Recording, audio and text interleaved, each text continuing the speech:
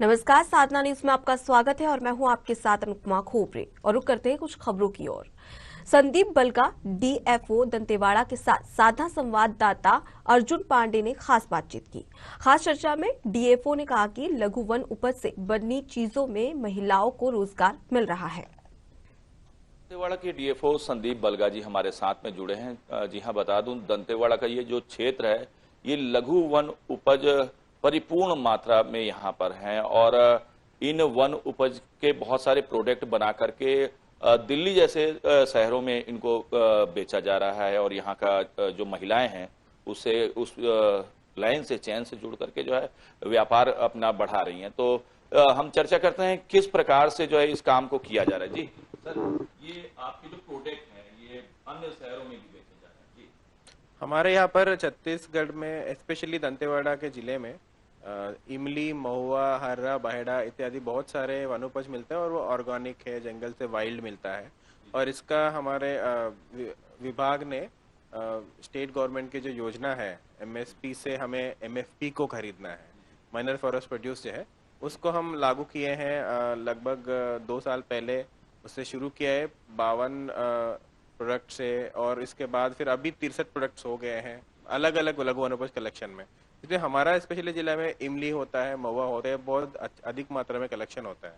और इसको हम सिर्फ कलेक्शन ही नहीं करते हैं, उसके बाद प्रोसेसिंग भी करते हैं। प्रोसेसिंग करने में हमारे महिला समूह लोग जुड़ जाते हैं। जैसे कलेक्शन में भी महुआ का या फिर इमली का वो महिला समूह लोग जुड़ के उसको कमीशन भी कमाते हैं। तो ये सभी काम जो है सिर्फ महिला समूह लोग ही कर रहे हैं और इनसे अपने आय भी बढ़ा रहे हैं और जीविका उपार्जन का भी एक जरिया के तरफ से इसको देख रहे हैं, पहले ऐसे नहीं देख रहे थे। और इसके साथ साथ हम यहाँ पर पैकेजिंग करके जो प्रोडक्ट्स बनाते हैं, जैसे कि महुआ के पहले सिर्फ हमारा जो ट्रेडिशनल यूसेज है वो दारू के उससे माना जाता था, लेकिन आज के डेट में हम उसको ये कर रहे हैं कि महुआ के कुकीज बन रहे हैं, महुआ का एनर्जी बार भी बन रहा है और इमली से सॉस बन रहा है, महुआ का लड्डू भी बन रहा है।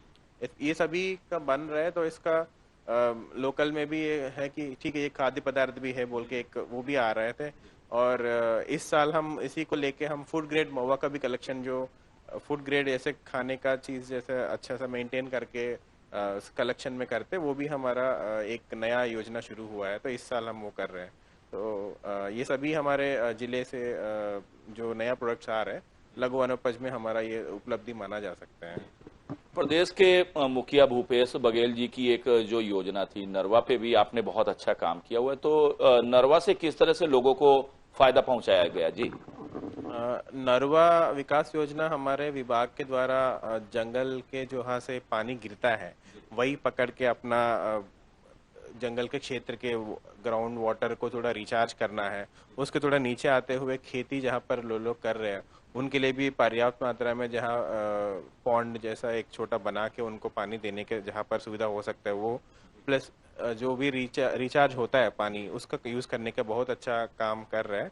और इसके साथ साथ हमारा जो पानी का पॉन्ड जैसे बन रहा है उसे मछली पालन जैसे काम भी ग्रामीण लोग अपने आप से आगे आके कर रहे हैं। और इससे हमारा बहुत सारे वन विभाग से लोग जुड़े भी होते हैं और उसमें थोड़ा पौधे भी उसमें लगा के हमारा हेल्प करते हैं कि वहाँ पर जंगल के क्षेत्र को प्रॉब्लम ना हो।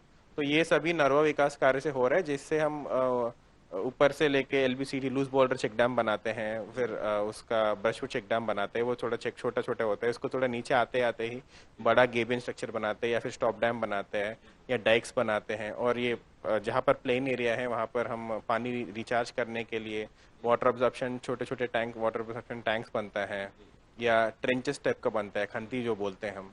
ये सब चीज़ हम नरवा के वहाँ के लोकल लोगों से कराते हैं और वो लोगों को जो लाइवलीहुड है वो उसे काम करने से भी मिलता है।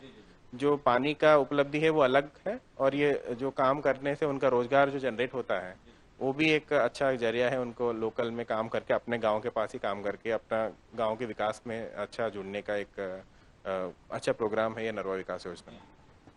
जैसे कि अभी जलवायु की बात करें तो बरसात जा चुकी है, जनवरी का माह ये चल रहा है और खत्म भी हो रहा है। अब हमको, क्योंकि आपका जो क्षेत्र है बहुत सारे जंगली जानवर इन क्षेत्रों में, तो उनको जल की समस्या ना हो, वो रोड पर ना है। चीतल समेत अन्य बहुत सारे जो है जंगली जानवर हैं, उनकी पानी की व्यवस्था के लिए क्या किया गया है?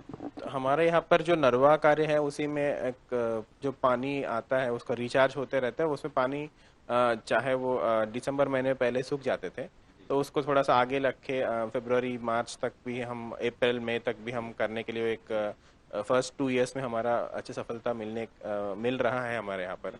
और इसके साथ साथ जो जहाँ पर हम छोटे छोटे पॉन्ड बना के उनको पानी का झरना के नीचे बहुत नीचे वाला एरिया में जहाँ पर वो घूमते रहते हैं खाने के लिए और पानी के लिए, वहाँ पर हम व्यवस्था करते हैं। और इस बार हम बहुत सारे ऐसे तालाब का, छोटे छोटे तालाब का हमने संरचना किया है कि जहाँ पर वो जानवर वहीं पर उनका बढ़ते हुए पॉपुलेशन को देखते हुए हमने किया है। क्योंकि हमारे एरिया में चीतल प्लस उनके साथ साथ हमारे चीतल को प्रेडेटर है हमारा लेपर्ड तेंदुआ, वो भी हमारा क्षेत्र में अच्छा मिलता है। ऑफ कोर्स टाइगर भी थोड़ा ITR एरिया के बगल में होने की वजह से मिलता है। तो ये सब चीज़ के मिलने से हम वो पानी और खाना का व्यवस्था करते हैं ताकि वो बड़े जानवर से लेके अपना हेर्बीवोर्स से लेके सभी को रहने के लिए। आपके क्षेत्र में जो है देखा जाए तो बड़ा एक घना इलाका है, क्या आपके क्षेत्र में शेर जैसे जानवर हैं? बिल्कुल, हमारा यहाँ पर बॉर्डर में जो इंद्रावती टाइगर रिजर्व का है, तो वो ऐसे नहीं कि वो इनका रहवास है, वो संचारित क्षेत्र है। तो ऐसे इस तरफ से गुजरते रहता है क्योंकि हमारे यहाँ पर उनका आहार भी है। तो जैसे उनका खाना मिलता है तो वो अपना जाहिर है कि आकर्षित तो होते ही है, उस एरिया में आते ही रहते हैं। अगर जानवरों की बात की जाए तो हमने देखा है कि कुछ क्षेत्रों में आपके गार्डों के द्वारा जो है लोगों बंदरों को जो लोग खाना देते हैं उनको रोका गया है। इनको रोकने से क्या क्या तात्पर्य है? हाँ, ये हम स्पेशली हमारा जिले में तो 2-3 जगह नोटिस करते हैं।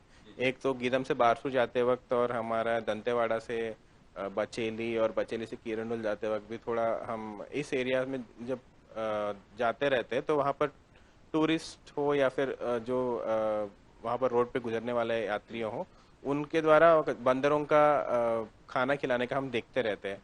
वो उससे ये फर्स्ट जनरेशन में अभी शुरू हुआ है, लेटेस्ट, मतलब ज़्यादा साल नहीं हुआ है ये करते करते। इससे एक बड़ा प्रॉब्लम ये है कि हम लोग अगर उनको खाना खिलाना शुरू करेंगे तो अगले पीढ़ी उनका जो जानवर आता है तो वो अंदर खाना नेचुरली तरीके से वहाँ पर जंगल में लेके उनको खाने का वो आदत भूल जाते हैं। और फिर यहाँ पर आके जो भी वहाँ पर गुजरते रहते हैं उनके ऊपर थोड़ा सा अटैक करने का भी वो नेक्स्ट लेवल पे होगा।